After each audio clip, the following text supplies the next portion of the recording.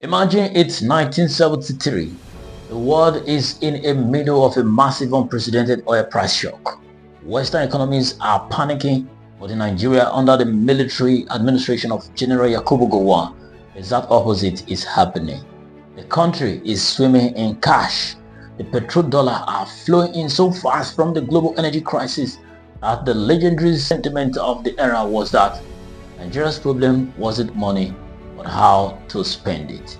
So the government makes a decision to cushion the citizen from global inflation and share this massive new windfall. They introduce a fuel subsidy. By 1977, it becomes institutionalized with the Price Control Act. The idea was simple and at that time genuinely well-intentioned. We have the oil, we have the money. Our people should never have to pay global market prices to fill up their tanks. A liter of petrol costs just 6 kobo. Fast forward exactly 50 years, May 2023, that well-intentioned 1970s wealth sharing mechanism had mutated. What started as a dividend of the oil boom has become a financial black hole. The Nigerian government was no longer swimming in cash. It was drowning in debt. To keep the price of petrol artificially low, the government was burning through billions of dollars borrowing money just to pay for the subsidy. It was starving the country of the revenue needed for basic infrastructure. On his very first day in office, President Bola Tinubu stands at the podium for his inauguration and says 4 words that changed the economic reality of over 2 million people. Fuel subsidy is gone. From a pure cold macroeconomic standpoint, the kind you hear applauded at the World Bank or IMF, this was the necessary bitter pill. You have to balance the sovereign books. But here is the thing about macroeconomic reforms. When you balance the government book overnight, that deficit doesn't just disappear. It gets transferred. And this brings us to today's news. We now have the actual receipt on exactly who took on that national debt. This week, Agora Policy, a prominent Abuja-based think tank, had a policy dialogue. They brought the receipt in the form of a rigorous new study presented by Dr. Mohammed Shuaibu, a senior lecturer in economics at the University of Abuja. Let's look at the exact numbers from this report. Before the subsidy was removed, the national poverty rate in Nigeria was sitting at a baseline of 49.8%. After the removal, that number skyrocketed to roughly 63%. But it gets worse. The report didn't just measure how many people fell below the poverty line, it measured the depth of the poverty gap. That gap widened significantly, jumping from 31.6% to over 45%, indicating severe deepening deprivation among those already struggling.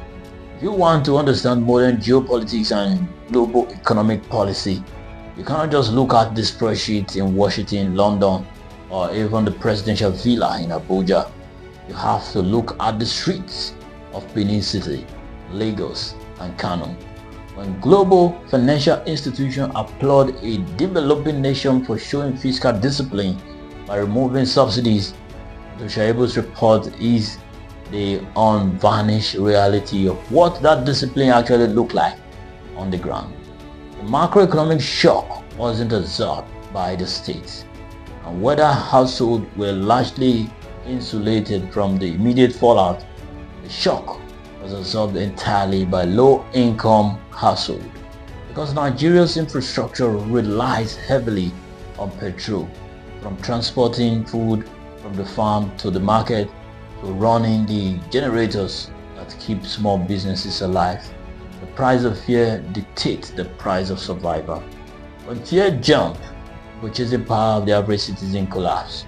The report explicitly notes that families didn't recover from this shock.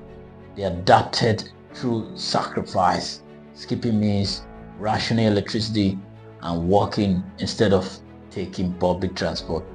A moment which brings us to the core thesis of what this news actually means.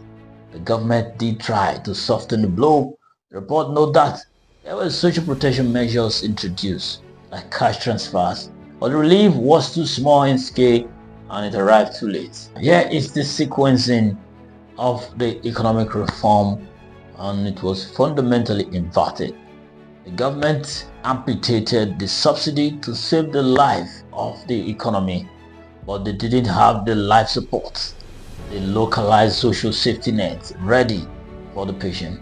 The lesson from this data isn't just that petrol got more expensive, it is a documented empirical case study showing that when a government attempts to fix decades of fiscal mismanagement overnight without a massive pre-existing safety net, the cure effectively acts as a crushing regressive tax on the absolute poorest citizens in the country.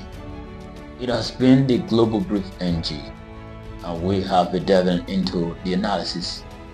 Thank you for joining on this episode. Don't forget to subscribe, like, and hit the notification bell so that when the next update breaks, you'll be the first to get it.